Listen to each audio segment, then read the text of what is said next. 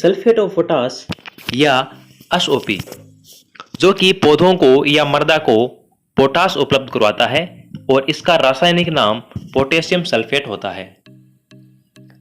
इस प्रकार के फर्टिलाइजर के बारे में जानने के लिए जैसे urea, ammonium nitrate, calcium ammonium nitrate, DAP, SSP, MOP, इस प्रकार के उर्वरकों के बारे में जानने के लिए डिस्क्रिप्शन में लिंक दे रखा है। यदि आपने वो वीडियो नहीं देखे तो जाके ज़रूर देखो ताकि आपको पता चल सके कि किन फर्टिलाइजर से क्या क्या पोषक तत्व मिलते हैं।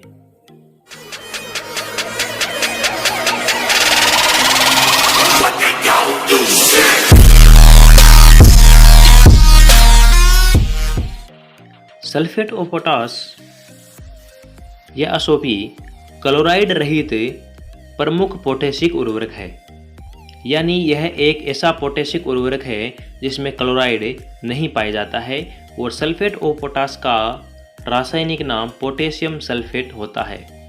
इससे पहले वाले वीडियो में मैंने एमओपी का या म्यूरेट ऑफ पोटास का रासायनिक नाम बताया था मैंने पोटेशियम क्लोराइड, जबकि एसओपी का जो रासायनिक नाम है वो होता है पोटेशियम सल्फेट। इस उर्वरक को बनाने के लिए लिग्नोवनाइट खनिज व पोटेशियम क्लोराइड की आवश्यकता होती है। इनको मिलाने के बाद पोटेशियम क्लोराइड को गंधक के अम्ल के साथ अभिक्रिया करवाते हैं जिससे एसओपी या सल्फेट ऑफ पोटास प्राप्त होता है। सल्फेट ऑफ पोटास के संगठन की बात करें तो सल्फेट ऑफ पोटास में नमी की मात्रा 1.5% पाई जाती है और पोटास की मात्रा 50% पाई जाती है। सल्फेट ऑफ पोटास में पोटास की मात्रा पाई जाती है 50%, जबकि हमने पहले वाले वीडियो में हमने देखा था कि एमओपी के अंदर जो पोटास की मात्रा है वो 60% पाई जाती है। इसके अंदर क्लोराइड की मात्रा भी 2.5% पाई जाती है और सोडियम की मात्रा भी 2.0% पाई जाती है।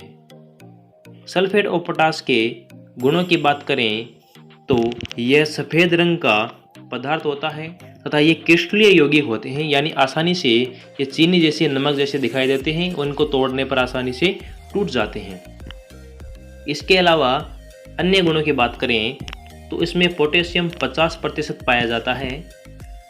इसका पोटेशियम जल में शीघ्र घुलनशील होता है और यह आर्द्रगराई नहीं होने के कारण इनका भंडारण सुविधापूर्ण रहता है। यह पोटेशियम का महंगा उर्वरक होता है, यानी एमओपी के बजाय एसओपी महंगा उर्वरक होता है। इसमें 23 से 48% तक सल्फर भी पाई जाती है, यानी सल्फेट ऑफ पोटास में 50% सल्फर तो पाई जाती है, इसके साथ में 23 से 48% सल्फर की मात्रा भी पाई जाती है। इसकी मृदा में अभिक्रिया की बात करें तो इस उर्वरक को मृदा में मिलाने पर यह आयनित हो जाता है और K+ और SO4 आयन में टूट जाते हैं।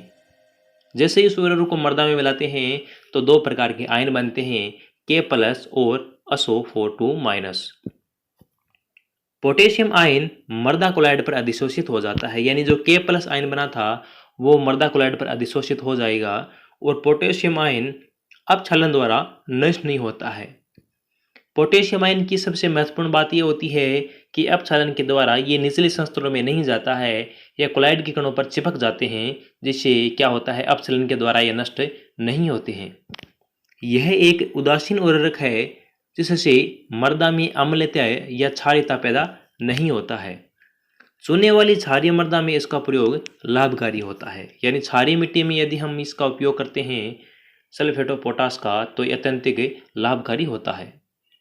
बात करें हम फसलों पर प्रभाव के बारे में तो किस प्रकार से ये फसलों को प्रभावित करता है, तो सबसे पहली बात है कि ये इसको फसलें K+ आयन के रूप में ग्रहण करती है, जिससे कि मैंने बताया था जेट 2020 के अंदर इक्वेशन आया हुआ है कि फसलें सल्फेट ऑफ पोटास या म्यूरेट ऑफ पोटास में पोटेशियम को किस रूप में ग्रहण करती है, तो K+ के रूप में ग्रहण करती है। जल में घुलनशील होने के कारण फसलें इसे शीघ्र ग्रहण कर लेती है। यह लगभग सभी फसलों में उपयोगी होता है और स्पेशल तौर से बात करूं तो तंबाकू, आलू, चुकंदर, चाय, कॉफ़ी, प्याज की फसलों में विशेष उपयोगी है। देखो, सल्फेट ऑफ पोटाश का उपयोग हम तंबाकू, आलू, चुकंदर, चाय, कॉफी में कर सकते हैं, जबकि एमओपी का उपयोग इन फसलों में नहीं कर सकते हैं, क्योंकि एमओपी के अंदर क्लोराइड उपस्थित होता है जो कि इसकी गुणवत्ता को खराब कर देता है। यदि आपने एमओपी का वीडियो नहीं देखा है या म्यूरेट ऑफ पोटाश का वीडियो नहीं देखा है तो नीचे डिस्क्रिप्शन में दे रखा है लिंक, आप जाके उस वीडियो को देख सकते हो। उसमें बताया गया है कि तंबाकू, आलू, चुकंदर, चाय, कॉफ़ी में एमओपी का उपयोग नहीं कर सकते हैं, जबकि एसओपी के अंदर यह बताया गया है कि तंबाकू, आलू, चुकंदर, चाय, कॉफ़ी या प्याज के अंदर हम एसओपी का उपयोग कर सकते हैं। फसलों की गुणवत्ता में सुधार होता है यदि हम फसलों में देते हैं तो, और खट्टे फलों में रस की मात्रा बढ़ती है एसओपी से। जिन पौधों में फल नहीं लगते या फल छोटे रह जाते हैं उनमें यह उर्वरक लाभ पहुंचाता है। इसे बुआई से पूर्व खेत में ऊर कर देना चाहिए, खड़ी फसल में बिखेर कर इसका उपयोग नहीं करना चाहिए। आज की वीडियो में हमने सल्फेट ऑफ पोटाश के बारे में पढ़ा है कि सल्फेट ऑफ पोटाश के गुण क्या है, सल्फेट ऑफ पोटाश के मृदा में अभिक्रिया किस प्रकार से करता है, और सल्फेट ऑफ पोटाश फसलों पर किस प्रकार से प्रभाव डालता है।